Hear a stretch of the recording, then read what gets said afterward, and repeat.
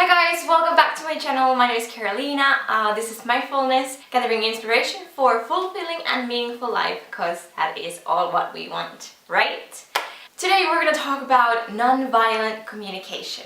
If you have people around you who usually get offended very easily, or if you feel like you don't want to offend anybody, but you also kind of want to take care of your own boundaries, then this is definitely for you.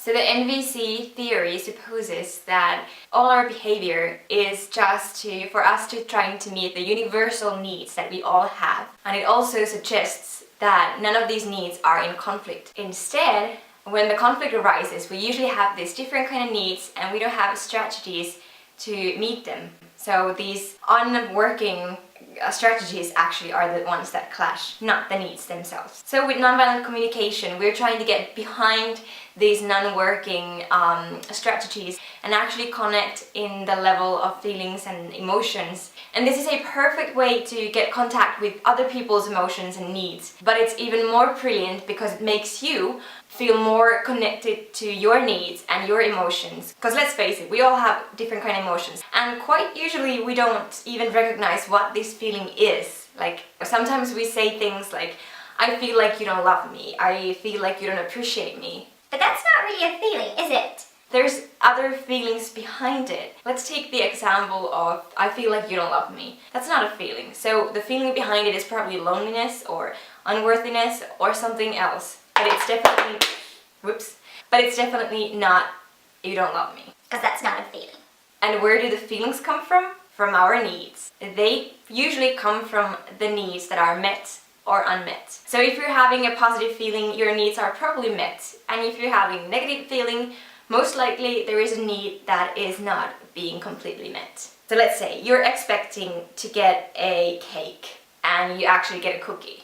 How do you feel? You feel disappointed because your need for the cake wasn't met. But if you instead were expecting or looking for the cookie and you end up having a full cake, that's probably gonna leave you with excitement and gratitude because your needs were met big time. And last, sometimes we don't even know what we want. Like we're asking this other person to do something to make us feel better or like make the connection or the communication better, but it's not even really obvious for ourselves what it is that we're looking for.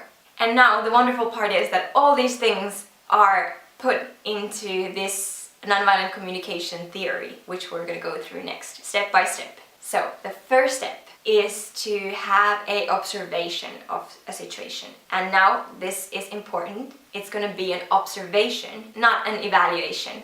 And there's a big difference here because we all evaluate things all the time. Like this is very often the case. You try to send a message, but it's not received the way you want it to be received. And that is because of the ways that we have learned to evaluate things around us and like earlier experiences, things that we get used to, our own worldview and our values and so on and so on. It's a long story, we will get back to that later. Let's take an example of this. Jim was supposed to spend Saturday night with his fiancée, but then his friends came over and they wanted him to go out with them and he decided to do that. So what does Rose, Jim's fiancée, say about this? She could either say, you don't care for me, you don't love me anymore, you don't like to hang out with me, you're embarrassed of me. But these are all evaluations. So we're not gonna get any of that. Instead, we're gonna take an observation, something that a video camera could actually record. So in this case, it would be, you went out with your friends instead of staying home with me, as you had promised before.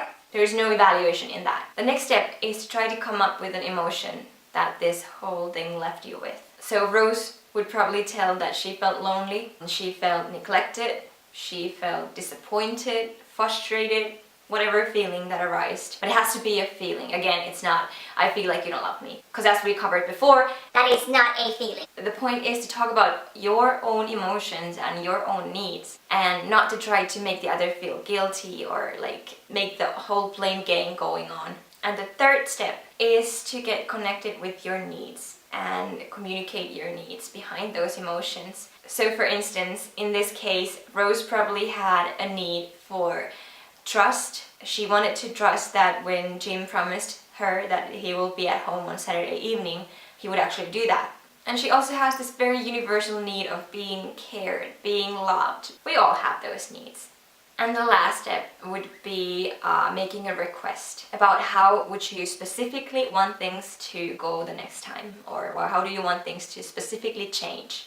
And now, again, important, this can't be a demand. You have to be able to say yes or no to a request. And the other person is not supposed to say yes because of shame or obligation or guilt, but because of his or her own willingness to actually do things differently the next time, or change something in their behavior. It has to be stated the way that what is it that you actually want instead of not want. So for example, with Rose, she wouldn't go ahead and say, next time I don't want you to do that to me. Instead, she could say, the next time, Tim, if you promise me that we'll spend Saturday evening together, could you please go ahead and keep that promise? Please? Remember, pretty please? And then Jim can say yes or no. So, quick reminder of the 4 steps. So, observation, feeling, needs, and request. And after you start recognizing the feelings that you have and the needs behind them, and what is it that you actually want, maybe, now just maybe, you will be able to start noticing other people's feelings and needs in their communication as well. Sometimes this whole thing don't work, and I want to remind you about one important thing. Now, who do you think is responsible for your feelings? Yes, that's right, you are. How about who is responsible for your mom's feelings? That's right, your mom is. And who is responsible for your colleagues' feelings? Right again, she or he is. Even if we do all these things trying to not offend them, by trying to make our needs met or heard, then there's not a whole lot you can do about it. It's up to them to be responsible for their own feelings and their own needs, and to recognize them and make them met or communicate about them. And that's why it is very important to realize that at the end, you are not responsible for anybody else's feelings but yours. And now I will provoke you a little bit, so next time you get annoyed by something somebody does or says, just go ahead and check this process through. What is the feeling? What is the need behind it? Why are you reacting? And what is it that you actually specifically would want to happen?